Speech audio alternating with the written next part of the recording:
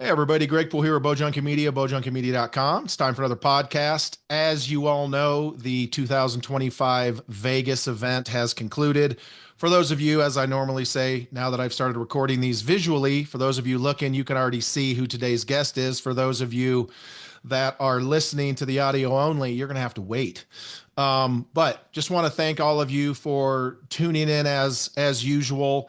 I am just humbled and blown away how many of you listen to this podcast, and I'm still trying to figure out why, but that's a topic for a whole nother day. But Vegas came and gone. Total participants in Vegas was pretty good. They had over 4,000 just for Vegas. With all the other ancillary events, they had about 5,500. That's people that come to the event and shoot all of the. There's five other events that run concurrent with Vegas. Not all of them cross over. Anywho, but always good to be in Vegas. Look, I'll tell you, it was kind of a epiphany for me walking out the front doors of the Paris and seeing the water shoot up across the street from the Bellagio, and I was like, "Holy shit, we're literally on the strip shooting bows and arrows. This is this is wild." So anyway, uh, hope everybody has had a chance to review that. And, obviously there's a lot of thoughts about Vegas. However, today's podcast is about Vegas as well, but some other cool stuff. I've known today's guest for, it's been a while. It's been a long while. And we've shot together in the regular pros. Now we're shooting together in the senior pros, and he's still beating me. That's a whole nother topic. But that's the nature of the beast. But we always have good conversations. I enjoy this dude, and so let's go ahead and bring in the 2025 NFAA Indoor Nationals champion, and only the second senior to ever shoot a 900 at the Vegas shoot. And he is, of course, your 2025 Vegas champion as well.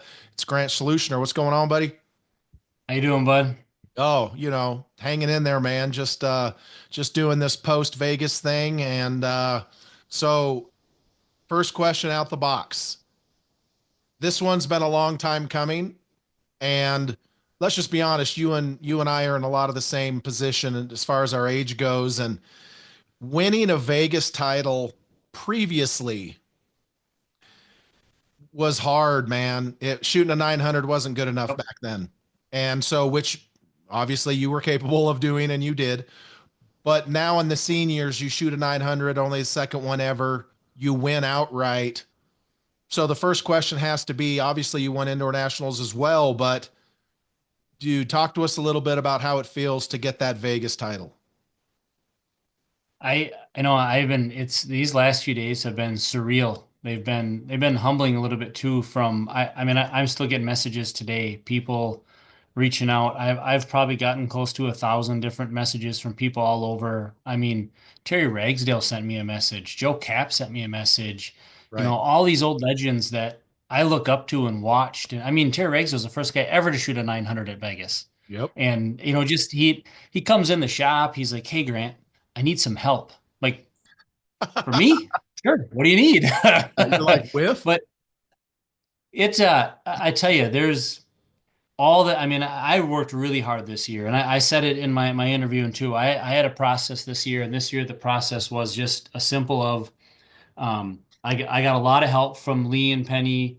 I'm going to butcher the last name, Hetleved, and then Linda Beck, sending me stuff on breathing and then being in the moment. There's a lot of mental management stuff out there, but my process was take a breath. I center myself. Basically, everything goes down to my toes. And legit, I could feel nerves going to my toes on the last day. Like, get Right. down there, get away, get away. I got to shoot this arrow. I Right. shoot my arrow. I'd load another one. I'd take a breath. And I worked so hard, like every single arrow, even the ones I let down, I took a breath because I knew what I had to do. And I mean, in the senior class, we know what you could miss an arrow and still win. But I've known that if you can clean it, you have the best chance of winning it outright or being in the shoot off. But if you miss one, it's usually okay.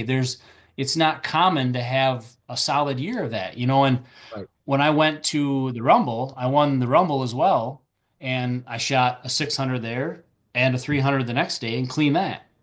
I'm like, so I was capable of doing it, and then I made one change after that, and literally has been no change in my bow since then. It's been the same ever since, and I've told many people with this bow, I have a 5 o'clock miss or a 5 o'clock miss and a 11 o'clock miss. And on the last day, if you look at my target, every arrow I missed, all seven X's was 5 and 11, 5 and 11, 5 and 11. Right. Something to do that I do, but I just, I'm, there's so many people I would have to thank. We could do another whole podcast on thanking people, there's just so many people that have helped me to get here, but let alone this one was mine.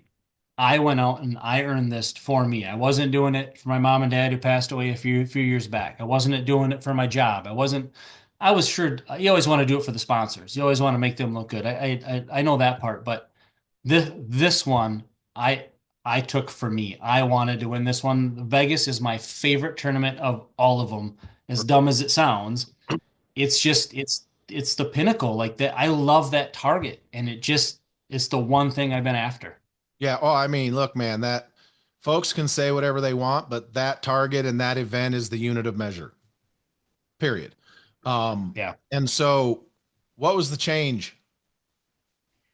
Well, it really started in Iowa. I got the bow. It was a 37. I normally shoot 40s. So I got my 37. I set it to a 29-inch draw length, but it felt a little short. And then I didn't have the spec mods yet. I had the CDM mods. Right. So then I was shooting that and I took second. I lost by 1X to Randy Morocco. And then the next week I got spec mods from my rep, Gabe Perkins, and I threw those in and I went to I instantly, like instant change in the bow. It just relaxed for me. And I went and I shot a 600 with 55 X's at the Rumble. I was like, I'm good, but I had to work to shoot that. Right. George Riles goes, flip your little let off feet inside. Right. Right. And I'm like, all right, I'll try it. So I tried it Saturday after I got done shooting. The bow felt even better. Right. I was like, wow.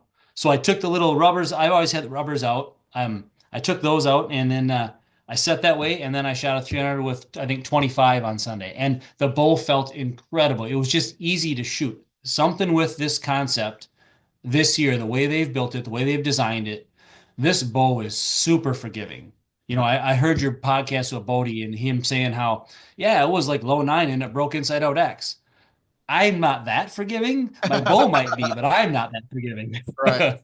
Right. Well, and so But then right after, go yeah. ahead. No, I was just going to clarify for people what Grant's talking about is on the Concept X, the stops that hit the cables.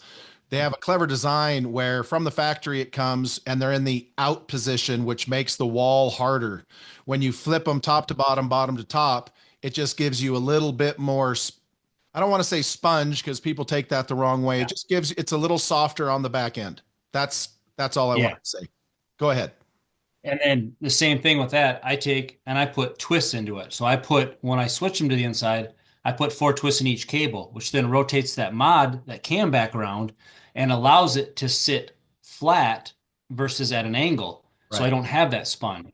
So to me, then I will turn my limbs a tiny bit left or right to tweak it out to where I feel that exact pressure where I don't feel pull forward, but I don't feel like I can pull more back. Like I'm locked Absolutely. and I'm a static shooter. So I hold, I aim, and I squeeze the release. Right. Yeah, and there's everyone grabs my release and goes, "How do you shoot that? Like that's so light." Right. Because I take forever to squeeze, Right. Well, and so let's pause there for a minute. So everybody listening hears lots of different um things in the archery world today when it comes to either command shooting. You see everybody running massive weights up front.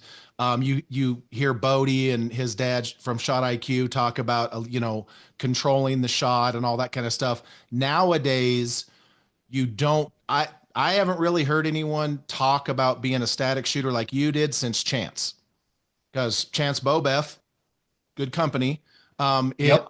is kind of the same shooter. So talk to folks a little bit about what that means, how you have to set up your bow for not necessarily draw length, but holding weight, and just kind of explain to people a little bit more in depth exactly what that means.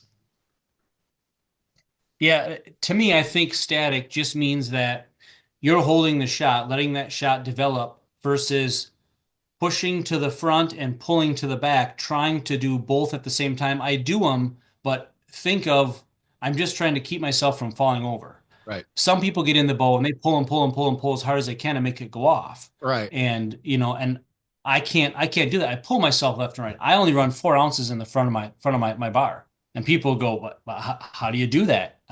Right, I can't do the big weight. I've tried. It pulls down, and I'm also at 50 pounds. I'm at 50 pounds, 49.8 to be exact, and I'm running 15.6 holding pounds. Nice. And to me, that 14.8 to about 15.6 for me tends to be the exact holding weight where when I get nervous and I lock up, everyone gets nervous. And to me, I've always felt when you get nervous, you just kind of lock up and freeze in that shot. You don't always be able to sit down into it because you start to shoot cautious. Right. You're thinking about, I don't want to do this, I don't want to do that, instead of I'm going to do this, and I'm going to do that. Right. So that's what I changed this year. I'm going to do this. I'm going to sit there. I'm going to sit there and I'm going to squeeze that release and it's going to hold there. And it doesn't matter what that dot is doing. It can do whatever it wants to because I know when I make that shot, my form breaks. Right. And if I shoot my form, my arrow will be inside that 1 inch circle all the time or half shafting it. And, I mean, yeah, when I was 25, 26, 27, back those days, I shot a 2 finger stand. I shot a Martin Firecat. I had a springy rest. George Riles was talking about. He goes, "I'll bet you half of these kids up here don't even know what a springy rest is." Fact. Um, but to me, the static point is just being able to know that this is my window, and my window is X amount of seconds. So I'm going to hold in my window and I'm going to squeeze my release. And as I squeeze that release, all my tension, basically, think of it as just increasing tension like this, but I'm not physically trying to pull myself apart. I'm just holding myself at that threshold Right. to squeeze the release. And when I do, it goes off.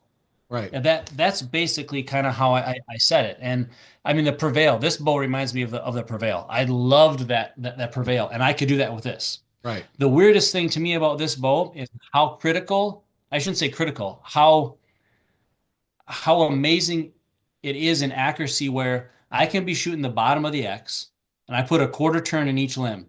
I'm shooting the top of the X or just above it. I take an eighth of a turn back out, I'm shooting the center of the X. Like Right. trust me, I know I can shoot well, but Right. that scares me sometimes. Like, whoa, that is wicked good. Right. Absolutely. Do you have your release I with do. I'm shooting the True Ball Blade Flex. Okay, so show people visually, and for those of you listening, I guess tough shit, but show people. Well, I'll explain, but show Yeah. people exactly what you mean by when you say squeezing, because nowadays, and what you said is a great point, is that and I find myself doing this, is under pressure. When I think I'm trying to pull through my shot, I'm just flexing. I'm just Yes. flexing. I'm not pulling. And then I just sit there and don't do anything. And my hand stops moving. So, from what you're talking about from your shot process, I want you to kind of explain and show people watching how you combine your, static hold and shot sequence with squeezing the release. Yep. So mainly when it's on and ready to go, I'm on. Once I'm up, my thumb will come in, wrap around it, and then I'm just increasing the tension on my thumb, and that's it. I mean, I don't have much on there. I Right. just barely start to squeeze that thumb, and you can watch. People sit there and watch, and you barely see my thumb move. Right.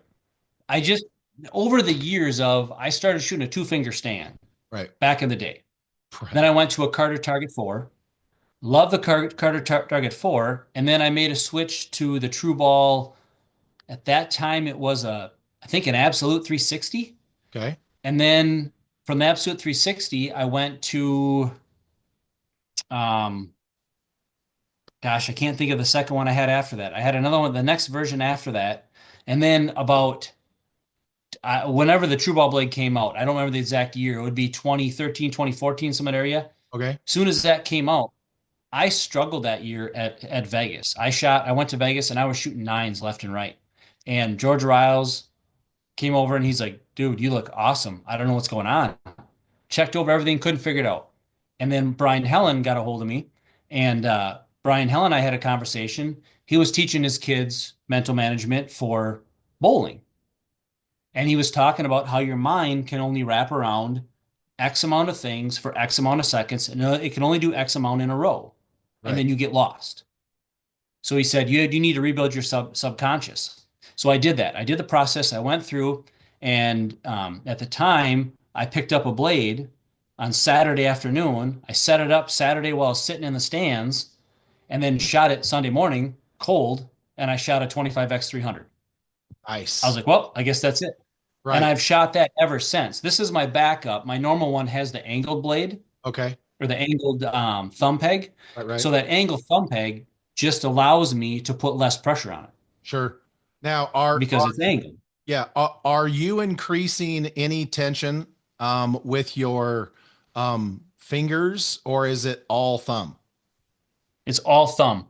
And Interesting. if you could probably go back and look, there's a video somewhere, and I always reference this. I don't ever go out and go, hey, this was my idea. I'm the guy who thought of this. Here's the guy who's responsible for it. I always give credit to everyone. And Jesse Broadwater had a video one time talking about any release when you shoot them, like you're hanging on a monkey bar. Right. Like you just hang like that. So my fingers hang like that, and I don't increase my tension on any of the fingers. Like you said, how you get a little static and you feel like sometimes you're not pulling. I found out with this year that I was starting to use my ring finger to pull into my thumb. Right. And in doing so, I'd pull myself high. So then I learned that keep that tension static there on those fingers so that when I pull, when I increase, it's increasing my shoulder and Right. my back more than anything. And that's a subconscious thing because again, you and I've been shooting for 45 years since I was 5. I've been competing since I was 7. All right. So some of these things I do and I don't even think about them. People come up and go, "Do you use this muscle and that muscle?" What is that muscle? Right. You're Sure. like, I don't know. Yeah. Right. Right. But I do feel that I've always felt if you can get, and I think Jesse has always said it right. This is just a post. It's just holding. Right. Your skeletal frame holds everything. This holds it, and you make that go off. Whether you're pulling all as one or whether you're just pulling the thumb, I'm set to where I want to be. So when I break, that's my point. If I was shooting a back tension, I would maybe set it a 16th shorter so that as I do squeeze and turn that release, actually physically move it, I'll pull through my back. Right. And that's interesting. Because now that I'm sitting here pulling on my finger, for those listening, I'm releasing with my index finger. You can articulate your thumb without affecting your fingers, but you can't move one finger very easily without affecting the others. Correct. Hmm. Hmm. Well, that's interesting. And so on a scale of 1 to 10, 10 being your release will click when you flick it, it's so hot, like Cabe Johnson back in the day. Um, Yep. how hot is your release? I'd say it's probably an 8, maybe a 7. Okay, so it's yeah. When you feel the peg, it's time to go. Yeah. Yeah, Okay. I can and that's the thing too. Like you for a while there I went to a back tension a couple years back. I went back to a back tension, went back to my thumb because there was a point where I would feel it touch the fat part of my thumb, but I wouldn't put any pressure on it. I'm kidding myself that I'm trying to do it and it's not really going. I'm like squeeze, squeeze. I'm not even pushing on it. Right, So I had to go and retrain my subconscious and my back that this is how you're doing it. When you start to feel that squeeze, everything goes at once. right. That's interesting. And so, what or who? I mean, obviously, you said the Jesse Broadwater video was, kind of precipitated some of that mentality. Mhm. But what is it about that particular release you think that clicked for you because there's a lot of thumb buttons out there. And so what was it about? Is it the fit? Is it the adjustment? What is it about that release that you think allowed you to go from dropping nines like they're free to shooting a 325 the next day? Cold turkey. Yeah. That part I think was a little bit of two things. One, I think was the mental management that Brian gave me was you pick five things. It doesn't matter what those five things are, and you only do those five things and you concentrate on nothing else. So I picked five things: my foot, my hand, my release hand, putting the dot in the middle, and then aiming, something like that. Whatever the five were, it's been years since I've done it, but All right. um, those five things, and then the release, I think to me the most critical thing is that point from either your index or your middle finger to the head. That point allowed me to sit perfect to have the least amount of face pressure and the least amount of torque on my whole system that allowed me to just every time, I mean, I anchor with these two knuckles right in the back corner of my jaw. Right. And I tell this to everyone that comes in to shoot. You come in with a wrist release and you want to use your finger for inside for hunting, not like Louis Holmes does, because Louis Holmes is the master. Right. That dude can shoot a wrist release like anyone else. I mean, him and Michael Braden, those two, Yep. like all hail. Pretty much. But for the hunting guys, this knuckle right in the corner of my ear, I switched knuckles. I can go back and forth between either release and it won't affect my shot at all. Nice. And if I don't, and then my string touches my nose. So my string touches my nose, these two in the corner here. If I don't break my jaw or my nose, nothing will change. Right. And I'm old enough now that's not going to change. And if I do break one of them, I'm not going to care about shooting my bow. I'm going to care more about heating, you know. So I Right. think I think to me that point, I've tried other releases, other thumb releases, many of them, but this point, that point from there to there, that inch and a half, 3 inches, they have a flex, a blade flex, and I can adjust that back and forth. That one is almost as close to this. Right. Because that one I feel like you can adjust to your bow. If one bow has a taller axle and a different string angle, you can adjust that release to that to get the same amount of pressure. Right. And the only problem with that is I had to have Brandon fixed it because I set it so light that it went off in my face and I punched myself twice. So Oh. So has face contact historically been an issue for you? no, I don't think it has, but I think different releases can show me left and rights. Oh, sure, for sure. Yeah. Well, So you just referenced some face pressure, so I wasn't sure if you were like full Kendall Woody, which he don't even ask me how, but Kendall Woody used to literally just bury that thing. He whooped my ass, so I got nothing to say about it. And so I yep. just figured I would ask that. And so you said that you historically had shot a 40. And so Mhm. what was it that precipitated you trying the 27 instead of just going straight to the 40, which you had historically shot?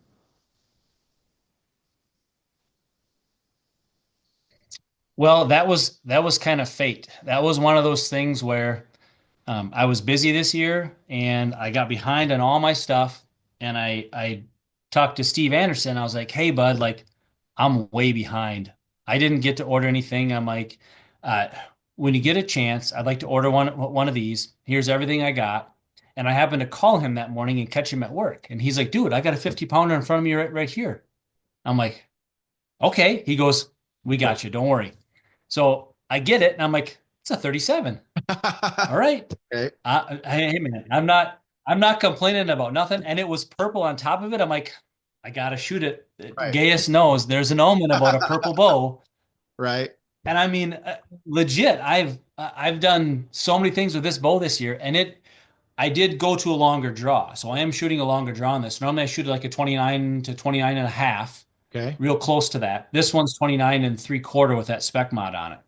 Right. But it just it just works out perfect for me. It really does. So are you going to switch? Are you going to try a 40 outdoors? Are you going to stick with the 37 full time? I mean, I don't mean to point out the obvious for you, but it seems like the 37's doing you just fine. It is. It is. I have a 40 and I've messed with it a little bit, but it doesn't like I've got my 40 the week before Vegas. I put my System X strings on it my gas strings like within a day. I pulled it up and it felt great. I sighted it in, shot like 15 arrows, and I shot 10 X's on a five spot. I threw up a Vegas.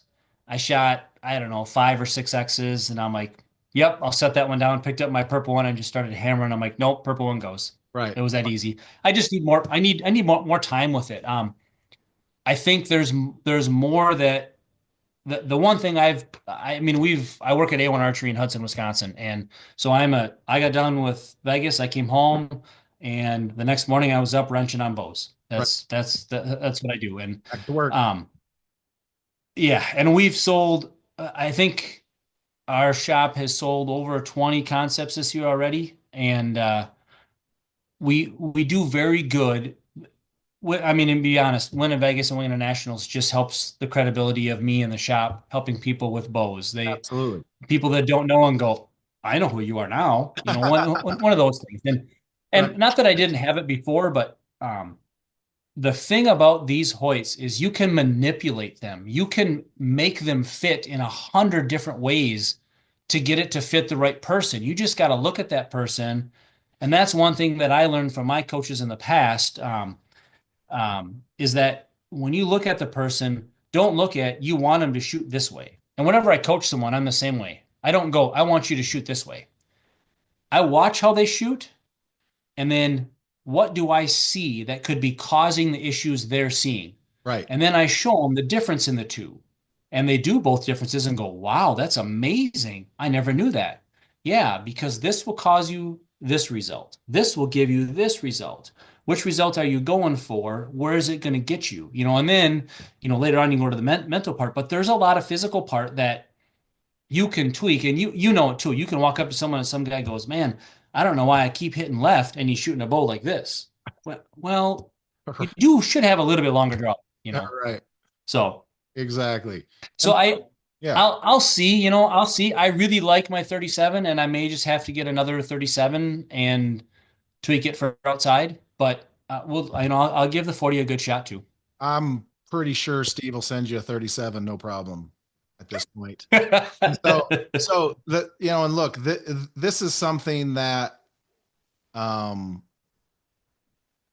I always like to ask of someone who's having a year like you're having. And it really comes down to the personality of the person, like Jesse Broadwater, which you've talked about. Yeah. He didn't care. He would come home from winning Vegas and tear the bow down and set it up for outdoors. He did not care. But for Yep. you, is this indoor bow going to go on a peg until it's time for indoor season? Or are you going to just start fresh come next year? Um, this one will probably stay the way it is because it has been so good. If anything, if anything, I might try and do a little bit with it, but a lot of times, um, I've been shooting the CBE X4 rest. Okay. So really, if I go outside, I pop my sight off, I pop my rest off, I threw another one on and another sight on, and I'm good to go. I don't change anything in the bow because the bow is the feel, but Right. changing that, then I can manipulate that all I want. Because I know exactly where it goes back. I just got the new Lizard X from Specialty Archery. I've shot for them for quite a few years, and that new Lizard tongue looks pretty cool. Same thing I've been looking for, and they don't make CBE stop making one of the best rests out there. I don't quite understand, but I'm hoping that that specialty rest, that new Lizard X, will fit right into that. You know, it There you go. sounds like it will. The few people that have used it said it sounds pretty incredible. Kind of like the Spot Hog did, where you could swap them back and forth, stuff like that. Right. I just need some time with it. But I don't know. It's tough because I don't have a lot of bows. I don't have 47 bows, and I don't, you know, I don't I really like this bow. It's kind of special to me. Oh, absolutely. Well, and you've had a spectacular year. So let me ask you this. Like we said, you've been shooting for a long time. You've been in shoot offs. I mean, you've had success. Like your career is senior notwithstanding, this year notwithstanding, by units of measure, you've had a great career, you know. But now in the senior division, this year that you're having crosses over into a new realm. Like Yep. you won the Rushmore Rumble. I mean, it's easy to say that right now you are the most dominant indoor senior pro in the sport, right? Like Yep. that's like reconcile that shit. And so talk a little bit about having as long of a career as you've had where you had to shoot against people that were the dominant whatever in their particular time frames, whether it be a Jesse or a Rio or a Levi Mhm. or whomever. You've experienced the other side of it. Now talk to us a little bit about you now went through. I mean, how much more of a successful indoor season could you have had, and that you are now labeled the best indoor shooter in your division. So talk a little bit about the difference in mentality of shooting against someone who has that label and now being someone who has that label. I think this year it really has been confidence in myself. Um, Picking in the last couple years, I've learned a lot of things that I've never done. I mean, I can honestly tell you, my indoor bow, that purple bow, I eyeballed the setup. Like I eyeballed where it should go. Looks great. I shot it through paper. I've done nothing else to that bow besides manipulate the draw length. Like Right. I don't go through and bare shaft tune an arrow and go walk back tuning like I should do. 2 years ago at Indoor Nationals, I'm practicing next to Gas and he's out there torque tuning his bow at 20 yards. And I'm like, how do you do that? He Right. goes, how do I do what? I'm like, torque tune. He goes, you don't torque tune? I'm like, no, I never have. I probably should, but Right. you know what? And I just think that this year, I mean, this year, this is what I've always wanted, to have a year like this. Everyone does. Everyone wants to have a successful year, but archery happens, man. I Right. mean, there's times you'll shoot and, man, I was right there and then dip bang, you're out, That's what it takes. Oh, and a dip bang happens to anyone. Or, something small as in you didn't sleep the night before, so now you're tired and you just can't pull the way you normally do. And you didn't have your setup nailed perfect, something of that sort. And I've like my mom and dad were big into archery before they passed, and my mom still has a Wisconsin pro female outdoor state record for fingers, nice. and she was one of the best. She shot with Terry and Michelle for years, and my dad was the guy that any gidget and gadget that was new, he would buy one of everything and try it all and go, here, Grant, try this. Here, Right. June, try this. And he was never great at it, but he was always trying something going, this is the cat's ass. You got to shoot this, Grant. And then that's how I do. I do the next thing. And shooting against Jesse and Kyle and I mean even Bodie, 3 years ago, I made the Rushmore Rumble shoot off. I was 49 or 48, and Bodie was 15. Right. So I told Bruce, like, hey, I'm 3 times older than that kid. Right. And I made the shoot off. And knowing it, there is reality. I know that I can't go up against Matthias and Kyle and Lutz and Capers and all those guys, like all those top guys. I couldn't sit there on X's for 30 ends. Right. I can't. Right. But you give me 3 arrows, and there's a good chance I'm going to keep up with any one of those guys. Sure. And the mentality I have for every tournament, and I've always had this, right or wrong, I've always had this mentality. I walk into that tournament, it's mine. I own it. I'm Right. winning. That's it. And I shoot me. Right. And I don't ever, when I was younger, 17, 18, it's like, oh, if that guy drops an X and he shoots a five and I shoot five X's, I win. And You're over there I don't, mathing. that's exactly, that's long gone now. So, Right. and this year going into it, again, I've changed a lot of things about I think one of the kind of bigger things was about 4.5 years ago now. I stopped drinking and went on the train of not putting any more in me, and that really changed my mentality Good for you. on me. Good for Um, you. And that gave me a different confidence. And then over the last couple years of building that and then getting to shoot well on top of it. And it really one of the guys made a comment, Seamus Duffy and Dewey, ruin his last name, Kostrowski. I think that's how you say it. Right. Dewey and Blaine, you know Blaine very well too. So um, they made this Thief River Falls Archery Club up in Thief River Falls, Minnesota, which is next to Canada, basically.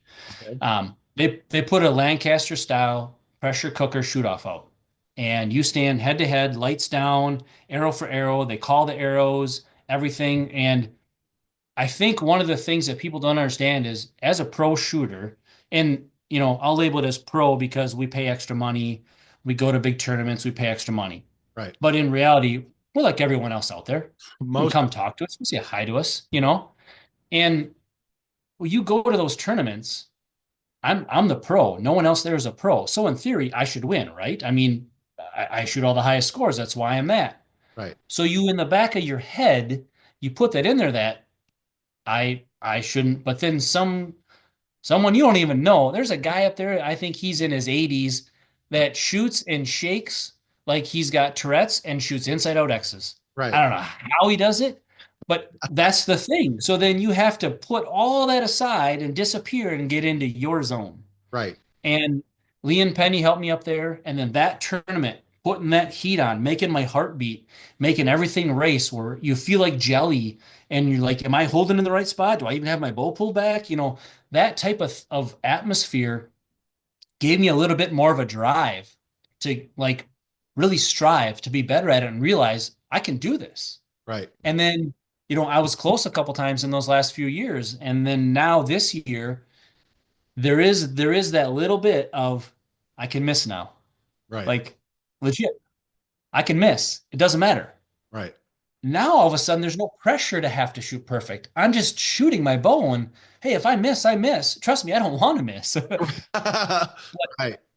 In the men's class, you can't miss. You have to shoot perfect. Yeah. 100%.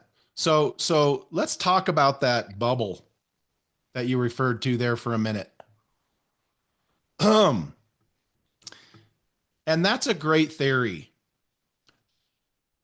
until you step into day 3 in Vegas next to our big buddy Timmy. Yep. And folks, I'm going to preface this ahead of time. I love Timmy Gillingham. Everybody loves Timmy. Grant loves Timmy. I love Timmy. I'm a fan of Timmy, but Timmy is Timmy. And if you don't know what I'm talking about, you've probably not been paying attention. But Tim is a black belt in Bo Kwon Do. He is emotional. And when it's going great, he's great. And when it's not, he's not. So when you're shooting next to Timmy, like I actually told people, because I was like 5 bales down for you because I suck. But I actually told folks, I'm like, it's going to be cool to, see Bodie and Matthias and whatnot do their thing today. But the show is going to be Timmy and Grant. And they were like, and most of the people I'm talking to are like, what do you, oh, yeah, yeah. And so obviously I say all of that so that no one thinks we're hating on Timmy because we're not. However, shooting next to Tim in that kind of a scenario is a thing. And so that bubble you're referring to, I mean, folks, look, I've been there. I've seen it. When you're next to Timmy and you're at full draw and you see him take his bow and it goes 4 feet in the air, or you see him do the geechi, geechi, geechi, you freaking triple pump and then stroke a dead center X. I, it's mildly unsettling. And so Tim and Grant were the only 2 seniors clean with 600s coming in to day 3. Timmy was behind you, which I think is probably a blessing of kinds, but talk about that, because I bring that up for this reason. Shooting a 900 as a senior, you're only the second ever. So obviously that's not normal.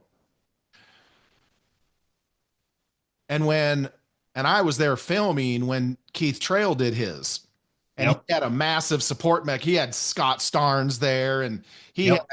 a whole bunch of people that were, and you had Timmy, and Timmy missed. And so, talk a little bit about that bubble you're talking about and how you were able to basically stay in that bubble, not just giving competitive input, but emotional and Bo Kwon type input, and yet you were still able to maintain. Because for those of us that know, that was even more impressive. It's I think I mentioned it to you. I mentioned it to a couple people. 21 years ago, I started shooting Vegas in '01. 2004, I was shooting against Forrest Carter and Tim Gillingham and Bona Freestyle. Last day, third day, last end, I got to shoot 310s to win it. That's it. And Tim's next to me. I got my last arrow to go, and I am shaking so bad. I'm going like this, and I can't put my release on. And I'm like, I can't get it on Tim. Tim's like, dude, hook it on, aim and squeeze. Don't think, don't do nothing else. Don't even try. Just put it in the middle. Okay. And I like slammed it on, pulled up, shot my arrow, and shot the 10 and won. And from that day, at that time I was shooting carbon tech arrows. And Tim's like, why aren't you shooting gold tip? I'm like, dude, I can't afford gold tip. He goes, you just won Vegas. Like, you can't afford gold tip. Right. So since then, it's been 20 years I've been shooting a gold tip arrow. I've had great success with them. And ever since then, Tim has been one of my best friends in archery and one of my biggest supporters and one of my biggest leaders.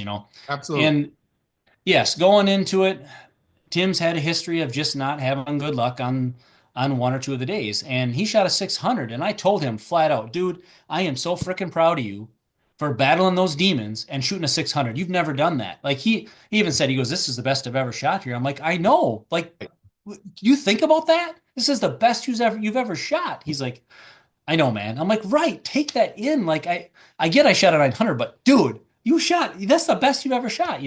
Right. And so I had to go in Sunday just knowing that, listen, there's a good chance, but I got to do my part. I got to do me. And like I said before, man, I took that breath, I shot that arrow. I took that breath, I shot that arrow. I took that breath. I kept going in, and every time it was like pushing the nerves down to my feet. Getting up, make the shot. If it didn't feel right, okay, you're holding too long, finger off, let down, take a breath, restart. And it was like the sixth end, and he misses, and he slams his bow down, and Right. my knees buckled. My knees went, and I was like, oh boy, here we go. That next end was the hardest end I shot all day because, like, that's it. Like, it's all I got to do is hold on, Real. And I'm like, but don't hold on, take it. Right. Like, take it. So I get done shooting my arrows. I come back. I shot an X and two tens. Like, they were half shafters. I was nervous. And I come back, and my best friend Daryl was there, and my best friend Becky, my girlfriend, she was there. And I looked at them, and they both looked at me with wide eyes, like, I'm like, I know, I get it. I'll be right back. And I walked all the way back to the other end of the hall, and I came walking back. And as I walk back, I'm thinking to myself, I'm like, this is it. This is it. This is yours. You're gonna take it. You're gonna do this. Let's get this done. This is mine. I own this. Right. And I came back up, gave Becky a kiss, jumped up on the line, and took off. And shot my next six arrows. They were kind of a blur. And then my last three arrows, I get up there, I shoot the first one, it goes right in. I'm like, okay. I could feel the nerves a little bit. And then I shoot my second arrow, and I held a little long and pulled it a little left. And I'm like, all right, don't look. It's in there. No, you better look. No, don't look. Just look to get it over with. So I pull up my binoculars.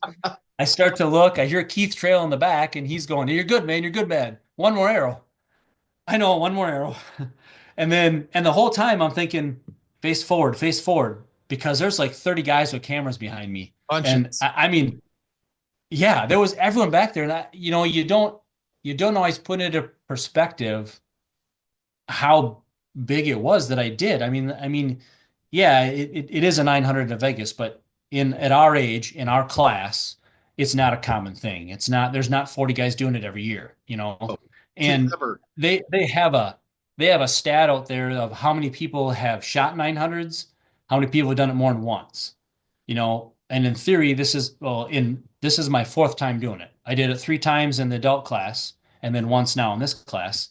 And so I mean you don't think of all that in the background. And I was telling guys at work today, I'm like, I've watched that video of my last three arrows about 25 times, maybe 30 times now. Right. And every single time I get goosebumps and I tear up because that's just how much that really meant inside to me. Everything, all these years I've been doing, like that was it. That was like winning the Super Bowl. That was like winning the Daytona 500, And that last arrow, I knew like just hang on, hold steady, squeeze that shot, and it sat there, and I'm like, just squeeze it. And as soon as it went off, I knew that was inside out. Like not inside out X, but inside out 10. And Sure. I'm like, that's it. That I just did that. Like, and then Really. then I wanted to pass out. You're like, Like oh, stand up. I can't oxygen. stand up, guys. Yeah, I'm trying, guys. Give me a second here. I got to catch my breath. Right. So what was it like? Because this is not a scenario that really anybody has ever well, I don't think in the women either. And so this would be like a male recurve archer being on the line to shoot 900 in Vegas and Brady Ellison being there and going, dude, it's good, just keep shooting. Yep. It's like, so what was it like? And we're just mere mortals, we're not Brady, but what was it like to have the only other guy? And look, folks, we're all friends, it's all good, but what was it like to have the only other guy who shot a 900 in senior, and he's won this like, dude, he's won Three this times. like five or six, five, Yeah. five Yep. times. So what was it like to have a guy who's won the senior Vegas five times and the only other 900 back there cheering you on? It meant a lot. It really did. There's, it happened at the Rushmore Rumble. It was like third end in, and I think, Lynn and Lynn missed was one. So then I got to go seven more ends and clean it.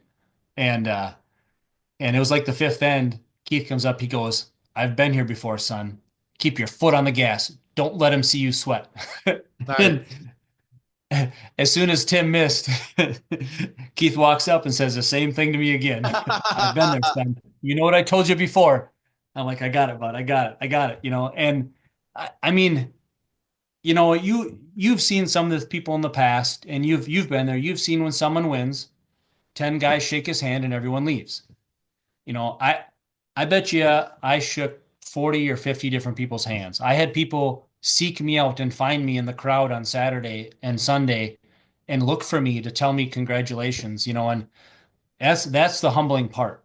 Right. Like to know that I've done enough in archery and I've been a good enough person, not just a shooter, but a person to everyone else and given enough to them that they take time to give something to me. And having Keith back there, and even George Riles, he told me a thing a long time ago. He goes, there's a difference between like someone like you and Rio.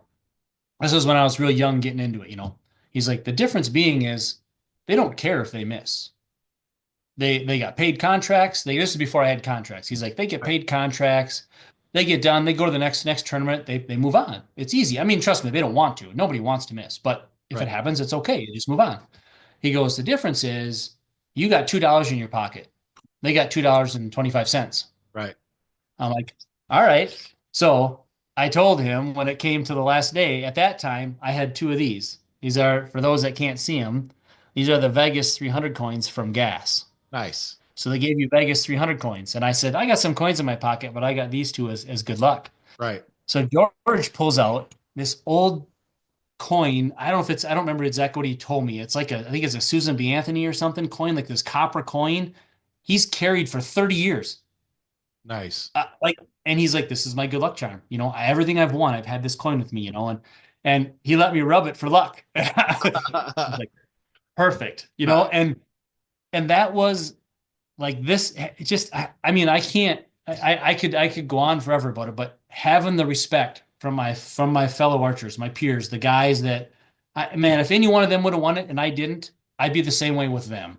Like I want to see people succeed. I want to see people shoot good. I said earlier, I was so proud of Tim for making it as far as he did and doing as good as he did because he has battled that and and when he misses, everyone knows. But Well, yeah. it was just so good to see. But yeah, I tell you, and I mean, just everyone coming up and genuinely saying, "Man, you know," and so many people couldn't happen to a better guy. So proud of you. Like that just means so much to me that I made my point. Whether I've won Vegas 47 times or never won anything, I made my impact on others and on others in archery enough that I matter. And it's not about me. Trust me, it's not. I always try and help the kids as much as I possibly can, anytime I can, anywhere I can. I Sure. don't care if I'm in the middle of shooting. It doesn't bother. That's part of being an archer. It's part of being a pro. Right. There is some courtesy to it, like, hey, it'd be nice if you could wait till I'm done shooting. Kind of got something going on here, but He's but not, he's not joking, folks. It gets done.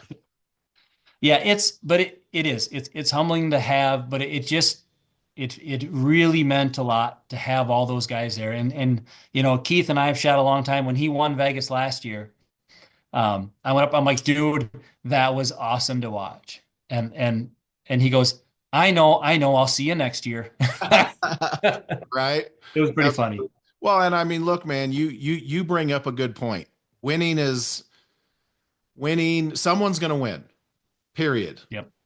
But how your peers respond to any given person winning is the litmus test for what kind of a person, or in our case, what kind of a pro that person is. And I Yeah. have examples, I'm not going to give them, but we've all in the pro Yep. ranks, we've all seen people win and folks are like, and just turn and walk off, and four or five people walk up and say congratulations. So to see Yep. what happened with you and to see what happens when some of the good people in our sport and our class win is, it's good to see, man. And so Yeah. and here's the other part. You earned it. You didn't you have put in your time. You have the scars, done it, did it, got the t-shirt. And so right. So for a guy like you, and look, I was there when you shot 900s and would get into the regular Vegas shoot off. And I mean, you are going up against people who are going to be on Mount Rushmore, just what it is. Yep. And so, but I watched Yep. those happen. And so to see you at this point have this kind of success in the seniors is badass. So let's talk about what's next. I'm not talking about next indoor season because we'll be talking about that in a second, and about pressure and expectations. Yep. But let's transition to the outdoor game. Yep. What does your outdoor schedule look like, and how are you? What's the best way to put this without? Um, do you expect yourself to perform at the same level in your outdoor shooting, accomplishment wise, as Yep. you did indoors, or do you consider yourself more of a indoor expert specifically, and you look to shoot respectable scores outdoors? What's your mindset on that? Well, I think I've always been way better inside than I have been outside. I tried 3D a couple times. It was pretty horrendous. I think I shot six up. I was happy with that. I, But I like shooting field. I like doing some of the I'd say USA archery stuff, the 50-meter stuff. You know, some of that. Um, the hard part for me now is the older I am now and having the full-time job. Well, July, August, September, October, November is hunting season, prepping for hunting season, getting going. That's when we get busy at work. right. I also have four kids. My kids are 7, 9, 12, and 15. 7, 10, 12, and 15. And um, they have sports. So this year, I didn't get to go to Lancaster. I shouldn't say I didn't get to go. I wasn't able to go to Lancaster. I really wanted to go to Lancaster, knowing how well I was shooting. I knew I could be a factor there, and I couldn't go because my kids had, and that sounds bad saying it that way, but my kids had basketball, and I'm going to be here for them when I can. Right. Um, every tournament was every other weekend. The weekends I wasn't shooting a tournament, I was going to three different basketball games, lugging my kids anywhere I could, and or it was show choir or something of that sort. And it was every other weekend this year. The only one that fell on was Lancaster and Vegas, so I had to pick because also those are pretty expensive tournaments, and um, I Vegas is that's it. You and I've talked. Vegas is it. That's what I love. I love Lancaster. You were there. I still remember the day you were there when I shot off against Rio for first, and I lost by 1x. And that was the year my mom died. My mom died about a month before that, Right. and that was in 2011. And um, I was just shooting out of my gourd. Like I shot an Apex, and back then the Matthews I shot, there's still video. You can go watch it. There's no one in the world that could pistol grip a bow like I could, but I could do it and I could shoot it great. That's a fact. He's not lying, but tell people what pistol gripping is. That was where I'd put my fingers around the riser like inside and I'd wrap my hand around like this and I held it just like a pistol. Like Definitely. and that bow never moved. Right. Um, but I want to shoot as much outdoors as I can. I was kind of hoping to maybe fit Reading in, but I got about a week to kind of figure that out. Otherwise, it just ain't going to happen this year. Um, Outdoor Nationals would be another one I would kind of like to fit in, and maybe something going on at Yankton if I can. They're all reasonable shoots, ones to get to. I've shot them before. I've had success there before. Never, I mean, like top five, top six, but never in the top three. I did like I shot Minnesota State outdoor last year because those people that aren't aware in NFA, you can switch affiliations one time a year. So depending, I can drive 30 minutes to Minnesota across the border and shoot a tournament, or drive 4.5 hours south to Milwaukee and then get home at midnight on Sunday. So Right. a lot of times I'll just swap sectional spots and shoot over there. And I shot an outdoor state over there, won that. But my scores, if you compare them to other states, were pretty low. So I can't say that, that's just a notch in my hat. It's just another tournament I got to go to. But I would think that if I can get outdoor this year, I would think I would be right in the mix with everyone. I can't say that I'd be dominant yet. Um, Give me 2 weeks to set up a bow and shoot it, and I'll tell you if I'm going to be dominant or not. Because Right. the way these bows shoot, if it's this forgiving inside, man, you know when you make those shots outside at 60 yards, you're like, whoa, and then you look and it's still in the 10 or the 5, and you're going, whoa, Right. all right, that's a forgiving bow. So Absolutely. I'd like to get to some outdoor. I just don't know what I can do yet. It's going to kind of be go as I can. Right. Well, and like I was talking to Bodie the other day on the podcast, and he talked about how important confidence is. Yeah. I don't know how much more confidence you could have coming into outdoor season, Grant. I mean, let's be honest here. I mean, other than like winning the lottery and escaping a near-death experience, I mean, you're pretty much at the top of the confidence pyramid right now. Yep.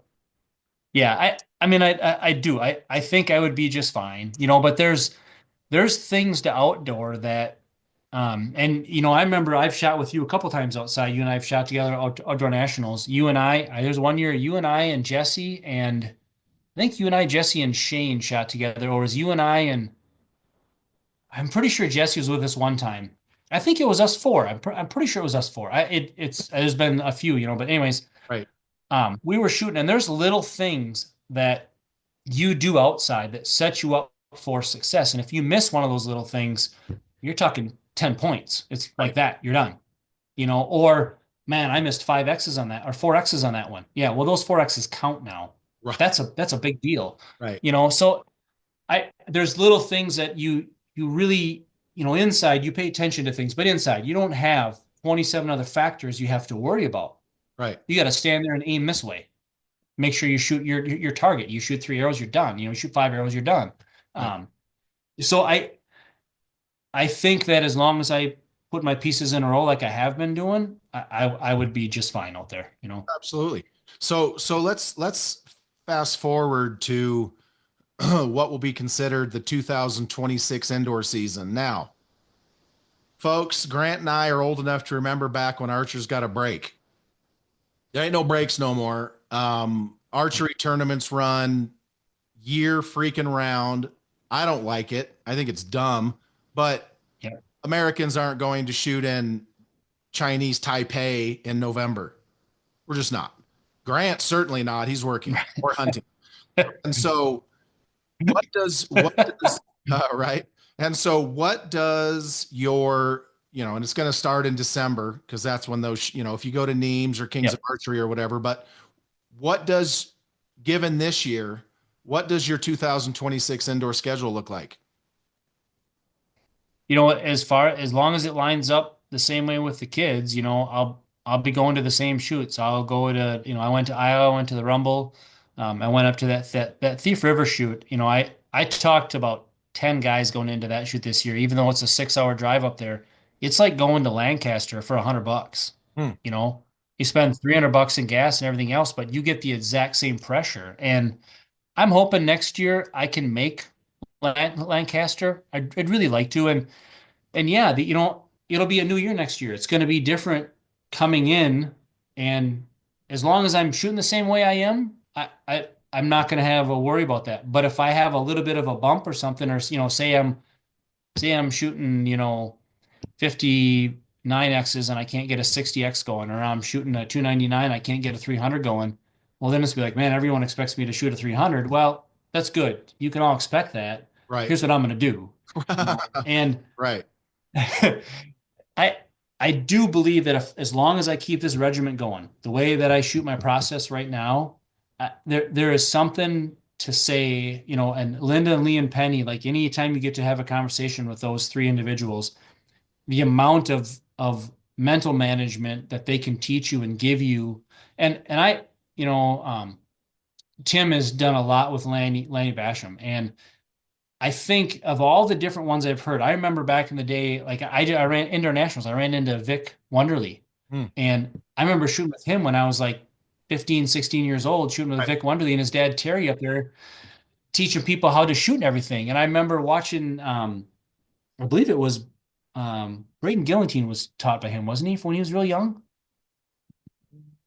Might be. Trying to, I feel like Braden was when he was really young.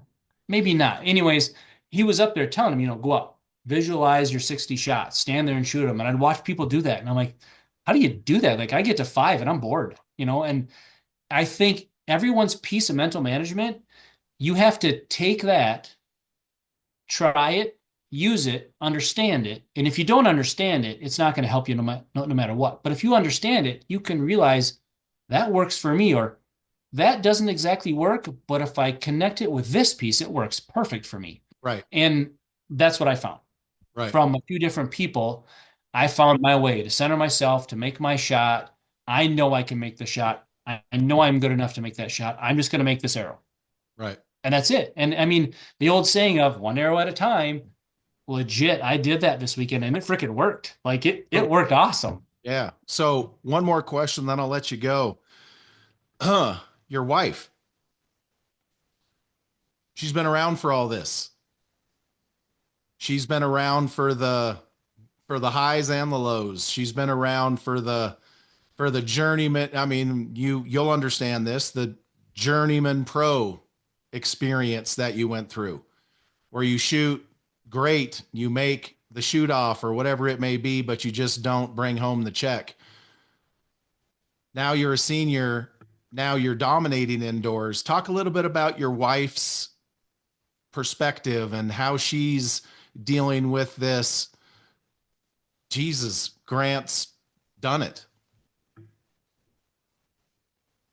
Well, I'm not married. The friend that's with me is Becky. That's my girlfriend. Oh, okay. I was, that's okay. A couple years back, I was married to Serena, who used to be a shooter as well. Oh, okay. Um, but since then, it's been about 4 years now. We've been divorced, and But So, Becky is with, and it's okay. Don't worry. Don't worry. My girlfriend Becky's been with, and I tell you, there's most people they would understand it when they met their best friend, whether it be a guy or a girl. There's something about that one individual that does something for you, and I could give it a million different ways, and some people understand it, some won't. But the confidence alone from one individual of backing you, no matter what happens to you, is completely different. 100%. And that's something I've never truly appreciated, understood, or really truly had. And Right. and now, she made a comment, and that she's made a couple comments, and she's like, it's watching someone get what they've always wanted and what they've earned. There's something about that. Right. And that's that she's been there when I haven't. And there, even the Rumble, when I was at the Rumble, I'd walk back up and I just walk up to her and I'd put my head on her knee and I'd sit there for a minute and she'd rub the back of my neck and like, okay, I gotta go shoot. Like it was just that little piece of calm and 100%. just seeing her, that part. You just can't put, it's like when you see someone's been married for 70 years. You look at him and go, look at that. You Right. know, that's that feeling, having that in your back pocket, knowing that even if you miss and you screw up, no, like, and you've said it before. Look, I'm just one guy shooting a bow. I'm not Jesse Broadwater. I'm not Kyle Douglas. I'm not Bodie Turner. People don't search out and look for me 37,000 times a day. Right. I'm just a guy shooting a bow. But um, having having that ability to not care if I miss or not, and if I miss, no one's going to be like, "Oh my God, did you see Grant? He did this, he did that." No, most people are going to be saying stuff like, "Can you believe they changed the inside out X's? Like, we're going to a three-way, like 10 ends in, then they did it 13, then they decided to do it at 16 ends in, and how that affected certain archers in there, and Right. um, that's a little more important. But I'll say it a million times. Having someone behind you that supports you, irregardless of what your result is, that's a confidence that you can't understand until you feel it. And once you feel it, your confidence goes higher. Oh, So 100%. I Yeah. had that confidence that even if I missed, even on my last arrow, didn't matter. I just knew for me, I wanted that. I wanted to earn it. I wanted that one time to just go, that's me. I did Right. that. Absolutely. And no, look, man, you hit the nail on the head with having a good woman who's, your best friend. Just their presence gives you that calm and that confidence. So, absolutely. That's great to hear. Does she come to all of the events with you? And she didn't make all of them, but she was there for the Rumble. She was there for Nationals. She was there for Vegas, the important ones, I was gonna say she's at all the ones that matter. So, Yeah. oh, that's awesome, man. Kind of like a kind of like a good luck charm. I'm telling you, screw them coins in your pocket. You got the woman with you. That's even better. Well, hey man, I really appreciate you spending some time with me. I mean, I'm just so happy for you that, all of this is coming together. Like I said, you've earned it. You're not a flash in the pan. You've been here doing it the whole time. I've been fortunate enough to shoot with you many, many times. And I, you know, I think we'll probably end up shooting many times. And when it comes to indoors, I'd love to be on that top bale with you one day, buddy. We'll get you there, man. We'll get you there. Absolutely. Well, all right, buddy. Let everybody know where they can keep up with Grant on the World Wide Web. Really, I have Facebook. I think I have GW Slice's Instagram. That's really kind of all I have. I don't do a lot on there, but otherwise, A1 Archery, you can go to A1 Archery. I'm there all the time working on bows. So stop in and see me if you need to. What's their location? We're in Hudson, Wisconsin. So That's in Wisconsin. we're right next to the Twin Cities. I mean, I I've got guys that come from different states to come up and just buy a bow from me to be able to get the result they want out of someone who's more passionate about setting up a bow as they are about their own. someone else means just as much as I do mine. So, Yeah. What's the socials for A1 Archery over there? Do you know? I believe it's just a1archery.com. And then I know we have some TikTok and we have some other stuff we're working on. Okay. There's a couple different ones, but pretty much a1archery.com. You see all of it. We're on Facebook. We're on everywhere. So, All right. And what's the phone number over there? Give up the digits. it is 715-386-1217 is the shop. There So you go. All right, everybody. I appreciate it, Grant. Keep up the good work, and I look forward to seeing you out there. thank you. I appreciate the time. I do. It means a lot to me, and I hope you know that. Absolutely. I appreciate it. All right, everybody. That's Grant Schleusner right there. He has absolutely put in his time. He's earned his stripes, and now he's collecting and he's stacking chips, rightfully so. Look, folks, and obviously I'm older. I'm going to be 55 this month. So for me, having watched what's taken place in archery the last 25 years, I've seen several guys in my position, Grant's position, you know, uh, 15 years ago, we're shooting against, no matter how good we shot, we're shooting against Mount Rushmore of archers, guys that are literally going to go down as goats.